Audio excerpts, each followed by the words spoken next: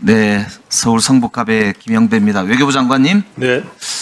아까 한정혜 의원님이 질문하신 인사 관련된 문제가 네. 제가 보기에는 좀 심각해 보이네요. 저도 청와대도 근무해봤고 공무원들 인사도 꽤 관여를 해봤고 네. 주관도 해봤는데요. 이제 아까 시간이 없어서 제가 답을 못 드렸는데 제가 네, 거기는 간단히 좀 다릅니다. 답을 좀 네. 주시죠. 네. 아니, 제가 개괄적으로 파악한 거는 국립연구원 그거는 제가 지난주에 동경 가서 주일 대사를 만나는데 자기는 아는 바 없는 사람이고 투명한 절차에 따라 했다라는 그 답변을 제가 들었고요. 지금 외교 전략본부에 취업하는 문제는 경력 기간이며 이런 거 산정하는데 조금 그 기준이 달라서 아까 한 의원님께서 말씀하신 부분하고 우리가 파악하고 있는 거하고 좀 다른 부분이 있어서 의원실에 가서 제가 보고 드리도록 하겠습니다. 그러면 아까 앞에 그러니까 특정 분야, 네. 아까 정책 조사 분야죠. 한 명이 최종 면접까지 봤다가 취소가 됐고, 네. 그 똑같은 TO로 해서 분야가 국제협력으로 바뀌어가지고 네. 새로 모집을 해서 그 특정 인사가 신모양이죠. 네. 신모양이 합격을 했다는 거잖아요. 네. 그 앞에 취소된 사유는 뭡니까? 구체적인 걸 제가 파악하고 담당. 이게 왜 중요하냐면요. 네. 문재인 정부의 장관들이나 심지어는 대통령 비서실장까지 윤석열 정부 들어서자마자 감사원에 감사를 하고 검찰이 수사를 해가지고요. 그 심지어는 어디 무슨 택배 회사 이런 데에 감사인가요? 뭐 그 보내는 것까지도 압수수색을 수십 차례 해가지고 네. 그죠? 네. 지금 대통령 비서실장도 조사를 받고 있지 않습니까? 네. 그 조사가 아니죠. 수사를 받고 있습니다. 검찰의 수사를 받고 있어요. 네. 그 제가 금방 들어보니까 저게 공무원이 이제 채용되는 과정이라고 하는 게 윤석열 정부가 굉장히 투명할 것으로 생각하기야 보통 그렇잖아요. 왜냐하면 문재인 정부의 인사를 관련해서 엄청난 수사를 한 거 아닙니까? 네. 그랬으면은 아마 윤석열 정부의 인사 과정은 상당히 투명하고 공정할 것으로 네. 일반적으로 기대가 되는데요. 선발 과정에 외부 인사가 있기 때문에 그런 거는 관여할 수가 없습니다. 지금 그런 거 관여했다가는 뭐 큰일 난다는 거 다 알고 맞습니다. 있습니다. 장관님의 원론적인 그런 입장은 알겠고요. 이 문제는 제가 보기에는 상당히 중요한 문제 같습니다. 그러니까 정확하게 이거는 답변을 좀 주시고 저한테도 답변을 좀 네, 와서 좀 정확하게 주시면 좋겠다 싶습니다. 그리고 이제 오늘 민감 국가 관련해서 이제 계속 이야기가 많은데요. 이게 참 그 한미 동맹 역사에서 저는 정말 둘째가라면 서러운 외교 참사 같습니다. 주무부처가 어디입니까? 그 지금 범정부적으로 대처하고 있다는 말씀을 아까 범정부가 주무부처 이름입니까? 다 관련이 돼 있죠. 원래 이게 주무부처라는 게 있고 범정부적으로 대응하잖아요. 네. 최상목 대행이 오늘 보니까 무슨 TF를 구성하라고 지시를 한 모양이던데 그동안 최상목 대행 뭐 했습니까 도대체? 주무부처 하나 지정 안 하고? 저도 대통령실에 근무를 해봤지만은 이런 문제 생기면 보통 주무부처를 지정을 해주고 어느 부처를 중심으로 대응하라 이렇게 하는 게 범정부 대응의 출발 아닙니까? 벌써 대행 주재 회의를 장관 회의를 벌써 여러 번 했습니다. 아 그럼 최상목 대행이 주무네요? 뭐 총괄해서 좀 감독하고 있다는. 그게 지금 말이 됩니까? 그냥 아무도 책임을 안 진다는 뜻이잖아요. 관련된 부처가 그러니까 정부의 대응이 이러니까 도대체 국민들이 어떻게 믿겠습니까? 거기다가 저 장관님께서 지난번에 특정한 사건이 민감국가 지정으로 이어진 것이 아니다라고 이 상임위에서 말씀하셨거든요. 맞지요? 네. 그러면 특정한 사건이 아니면 도대체 뭐가 이유죠? 특정한 사건이 아니라면서요. 그러면 특정한 사건이 아니면 어떤 이유가 도대체 이 지정의 이유라고 보시는 겁니까? 그때는 그 시점까지 제가 파악한 바를 토대로 답변 드린 것이고요. 네. 지금은 산업부 장관이 에너지부 장관을 다 만나고 나서 그 보도 자료 내 결론은 뭡니까?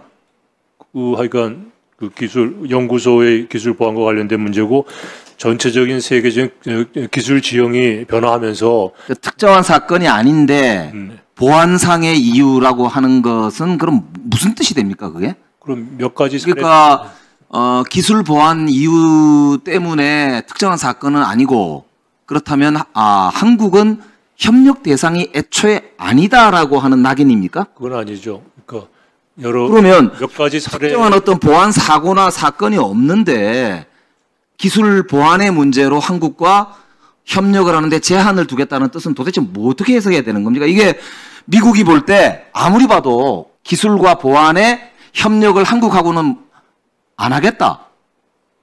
그 뜻 아닙니까? 그 뜻 아니고서는 도대체 어떻게 이해를 해야 됩니까? 협력에 지장이 없으나 지금 여러 가지 기술 보안 문제로 생긴 우려 사항이 있으니 그 문제를 해소하면은 된다.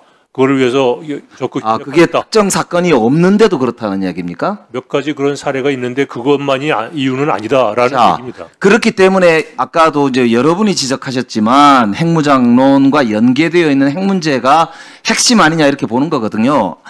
다시 이렇게 여쭤볼게요. 그러면 2023년도에 한미동맹 70주년 워싱턴 선언에서 바이든 대통령하고 윤석열 대통령의 합의문에 국제 비확산 체제의 초석인 핵 확산 금지 조약 NPT 상 의문에 대한 한국의 오랜 공약 및 협정 준수를 재확인하였다라는 문구가 들어가잖아요. 네. 그 전에 박정희 정부 이후로요. 네. 이런 문구가 정상회담에서 들어간 적이 있습니까? 그런 형태의 문구는 아니지만 없지요. 아니지만 비확산에 관한 그거는 어디든지 있는 이야기고요. NPT 체제를 네. 준수하겠다라고 하는 걸 정상회담에서 이렇게 명시적으로 딱 넣어서 선언해야 될 만큼의 NPT 준수에 대한 여부, 준수하지 않을 수도 있다 한국이라고 하는 의문이 제기될 수 있는 그런 문구가 한미 정상회담에 문구로 포함된 적이 역대로 한 번이나 있느냐 이 말이에요. 없잖아요. 그러니까 그런 계기에 했죠. 한미 원자력 협정 개정할 때 그 협정에 NPT 준수 문의가 들어가 있고요. 한미 핵 협의 그룹을 만들 때 그러한 또 NPT 준수 의무를 확인할 필요가 있기 때문에 그런 문안이 들어간 것으로 저는 이해를 하고 있습니다. 예, 수고하셨습니다. 다음 유영은 의원님 질의해 주시기 바랍니다. 네, 의원입니다. 네, 외교부 장관께 질의 좀 하겠습니다. 그 최근에 있었던 중앙선거관리위원회 채용 비리, 네. 워낙 기사가 크게 났으니까 그걸 다 아시죠? 중앙선거관리위원회. 예. 예. 누가 가장 화가 많이 났을까요? 국민들이. 네, 일자리를 찾는 청년들이 가장 아마 네. 많이 화가 났을 겁니다. 청년들이 지금 일자리를 못 찾아서 실업의 상태 또는 취업 준비 상태 또는 쉬고 있는 상태를 합하면 역대 최고 숫자 120만 명에 이릅니다. 엄청난 숫자죠. 그런데 수많은 이렇게 청년들이 그 중에서도 취업을 해보려고 하지만 뭐 끊임없는 좌절을 겪기도 합니다. 그런데 그러다 보니까 세상이 너무 가혹하다라는 생각을 많이 하죠. 그런데 이제 어떤 이에게는 이 세상이 그렇게 가혹하지 않습니다. 탄탄대로이기도 하고 모두가 자상하고 친절해서 그냥 앞길이 잘 열립니다. 이거는 해당되는 그 당사자가 현직 검찰총장의 자녀이기에 가능한 거 아니겠냐. 그리고 그 관련한 조력자로서 외교부와 국립외교원이 역할을 했다라고 하는 것에 대한 분개. 이 부분에 대해서 청년들이 저희 의원실로 전달한 내용이다라고 하는 얘기를 드리면서 질의하겠습니다. 대개 채용을 할 때는 자격 요건이라고 하는 게 있습니다. 자격 요건이 미달됨에도 불구하고 국립외교원에 채용이 합격되는 케이스가 있었는데요. 신민경이라고 심우정 검찰총장 자녀입니다. 이다시 국립외교원은 연구원, 기간제 연구원, 다급에 해당되는 연구원을 채용을 하겠다는 공고를 냅니다. 그런데 여기 보면 자격 요건이 이렇습니다. 해당 분야의 석사학위 소지자 또는 학위를 소지한 경우, 학사학위를 소지한 경우에는 2년 이상 관련 분야 근무자. 관련 분야는 저렇습니다. 교육학, 인문학, 사회과학, 커뮤니케이션학. 이유가 해당되는 업무가 뭐냐 하면 주로 하는 것이 교육 운영 지원 또는 서포터즈 지원, 기타 행정 업무 지원이기 때문에 필요한 전공 분야가 교육학, 인문학, 사회과학 이런 데였습니다. 심경은 전공이 아마 국제협력 이런 걸로 알고 있습니다. 그리고 2024년 1월 현재 석사학위 소지자가 아니에요. 저기 보시면 다시 전으로 올라가 주세요. 전으로. 저 조회수 4,883이 외교부 사이트에서 조회한 숫자입니다. 국립외교원 사이트에 들어가면 1,162회의 조회 건수가 있습니다. 즉 다시 말해서 6,000명 정도 되는 청년들이 혹시 내가 대상이 되지 않을까? 라고 저걸 열었다가 나는 석사학위 소지자가 아니어서 또는 전공 분야가 그게 아니어서 포기한 사람이 많았겠죠. 그런데 신민경은 해당되지도 않는데 자격 요건 미달이면 대개 서류 심사에서 걸러져야 되는 거죠. 그런데도 통과가 됩니다. 만약에 신민경을 통과시켜주고 싶었으면 전공을 저렇게 하지 전공 불문을 하든지 또는 그게 아니면 아예 석사학위 취득 예정자까지를 포함하면 저게 얘기가 되죠. 그런데 제가 국립외교원에서 지금까지 몇 년도에 걸쳐서 공고를 낸 걸 봤는데 한 번도 이 내용이 바뀐 적이 없습니다. 졸업자, 학위를 가지고 있는 사람이거나 학사의 경우에는 해당 전공 분야에서 경력이 2년 이상 되는 사람을 찾았습니다. 그런데 어쨌든 채용이 됐어요. 전공이 맞지 않음에도.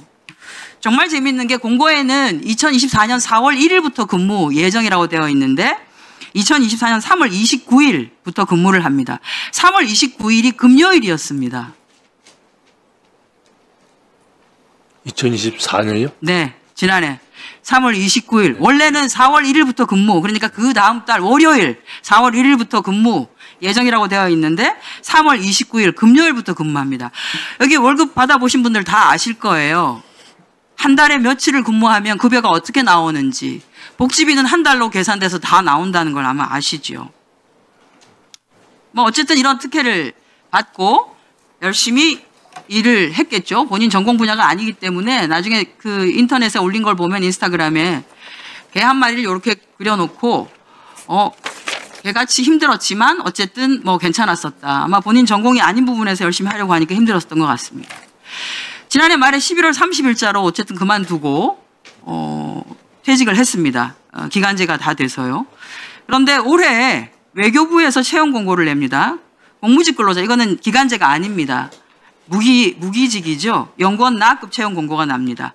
두 직종인데요. 정책조사 파트 1명, 군사, 방산 부분 한 명씩인데 정책조사 파트는 경제 관련 석사학위 소지자로서 해당 분야의 실무 경력이 2년 이상인 자로 나왔습니다. 조회수 보십시오. 7,177입니다. 7,177.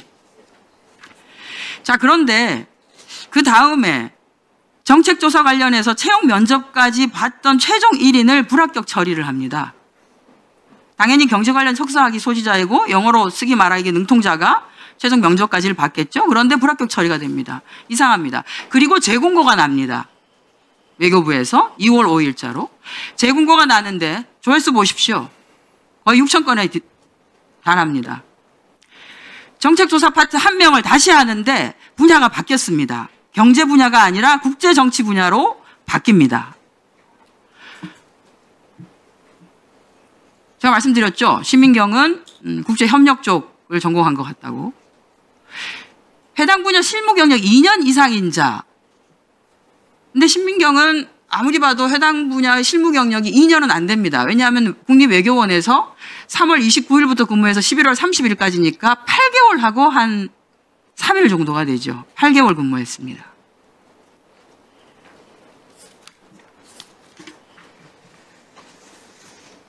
그러면 경력 8개월로 경력 미달인 사람은 원래는 서류 조작 대상도 될 수가 없죠. 아까 거기 봤었던 6,000명에 해당되는 사람들은 내가 국제정치 분야가 아니어서 또는 석사학위 소지자이긴 하지만 해당 분야의 실무 경력이 2년이 아니어서 여기에 아마 어플라이를 하지 못했을 겁니다. 아니요, 할 생각을 안 했을 겁니다.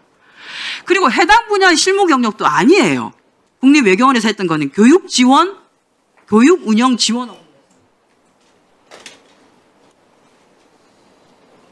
저는 이래서는 안 된다고 생각합니다.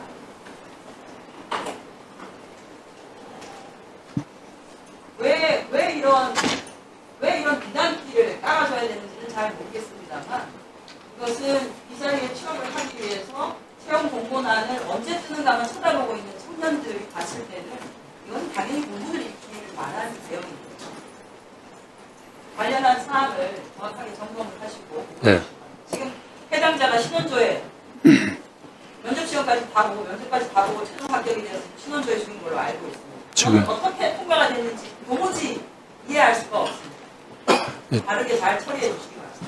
제가 보고받은 바는 있습니다만 문서로 답변 드리도록 하겠습니다. 예, 수고하셨습니다.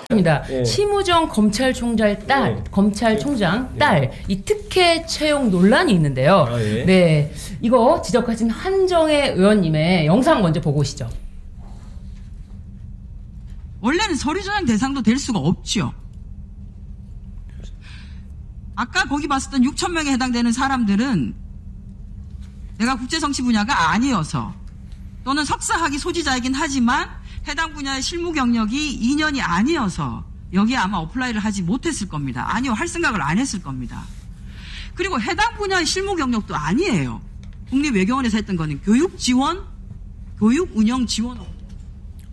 이래서는 안 된다고 생각합니다. 그러니까 전공이 아니라는 거니까. 네. 그렇죠. 잘 보겠습니다. 특혜 채용 예. 두 차례에 걸쳐서 예. 살펴봐야 돼요. 그러니까 이제 다급 채용 걸 먼저 네, 했다는 그렇습니다. 거죠? 예. 먼저 2014년 1월 25일에 공고를 낸 다급 채용 공고가 있는데요. 여기 자격 요건은 석사학위 소지자 또는 학사학위 소지 후 2년 이상의 관련 분야 근무자 이렇게 게시가 되어 있습니다. 근데 이 전공 분야도 뭐 교육학, 인문학, 사회과학, 커뮤니케이션학 이렇게 되어 있었는데요. 요 한정혜 의원실을 따르면은 이 심 총장 딸 신모 씨는 이 당시에 석사학위 소지자가 아니고 소지자가 아니었다는 거지 않습니까? 취득 예정자 신분이었습니다. 취득 예정자는 당연히 안 되는 거죠. 그렇습니다. 예. 국립외교원에서는 이걸 수십 년간 바꿔본 적이 없다고 하고 네. 이게 예정자랑 소지자랑 완전 다른 거 아닙니까? 그렇죠. 그런데 전공 분야도 사실은 지원 가능한 전공 분야가 아니었습니다.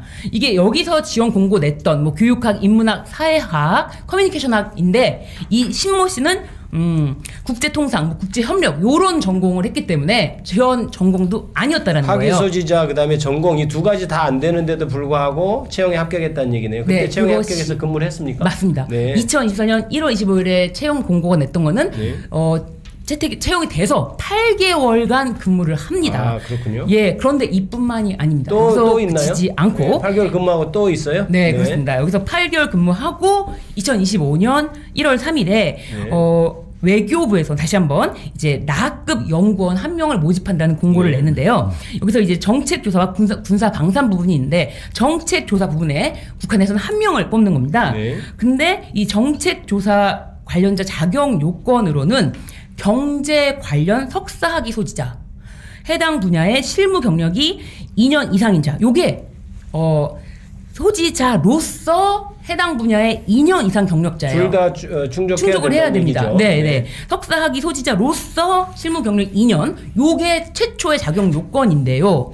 이 당시에 외교부는 면접까지 진행해서 최종 선발 1인을 한국어가 서툴다. 뭐 사실은 어떤 이유인지 정확하게 알 수 없지만 그러니까 심우정 총장 자녀 전에 합격했다. 최종 1위를 불합격 처리했다는 불합격 얘기네요. 처리를 해버리고 이유는 한국말이 서투르다. 이렇게 되나요? 그런데 2월 5일에 정확하게 사실 불합격 이유는 정확하게 알 알려주진 수는 않습니다. 없다. 네네. 네. 근데 2월 5일에 다시 공고를 냅니다.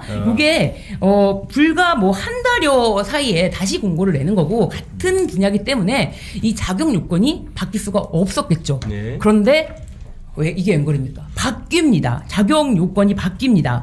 이게 이 연구원 분야가 전공 분야가 경제 분야가 아닌 국제 정치 분야의 석사학위 소지자로 바뀝니다. 맞춤형인 느낌이네요. 맞춤형입니다. 아. 한 사람을 위해 맞췄다고밖에 생각이 되지 않습니다. 그전 요건으로 뽑았던 사람은 불합격시키고 네. 요건을 바꿔서 마치 맞춤형인 것처럼 해서 다시 뽑았네요. 그렇지만 또 한 가지 미달인 게 실무 경력 2년 이상. 아하. 요건 채울 수가 없었어요. 실무 경력 2년 이상이 당연히 안 됐고 그 전에 뭐 외교부에서 근무했다 하더라도 요거는 교육 지원부였기 때문에 실무 경력 2년 이상이 아닙니다. 그럼 아예 자격 미달인 자예요.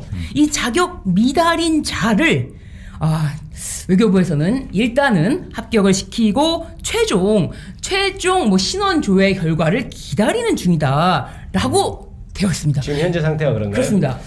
고양이 조카님이 심우정 딸 때문에 저 자리 들어가야 할 사람이 불합격됐네 이런 말씀도 그러니까요. 해주시네요. 요 공고를 확인했던 사람이 무려 6천여 명이라고 합니다. 6천여 명? 네. 6천여 명. 뭐 몇 명이 지원했다를 떠나서 6천여 명 중에 나는 자격 요건이 안 돼서 아예 지원조차 안 한 사람들이 많을 텐데 난 자격 요건이 안 되지만 지원해 볼 테야. 왜냐하면 우리 아버지가 검찰총장이라서 이건가요? 그러니까 어떻습니까? 이게- 검찰총장 아버지면 참 이게 이렇게 취직된 되나요? 앞에는 국립외교원, 네. 그죠? 거기에 이제 자격 요건이 있는데 자격 요건이 안 되는 심우정 총장 딸이 지원을 해서 각각 예. 네.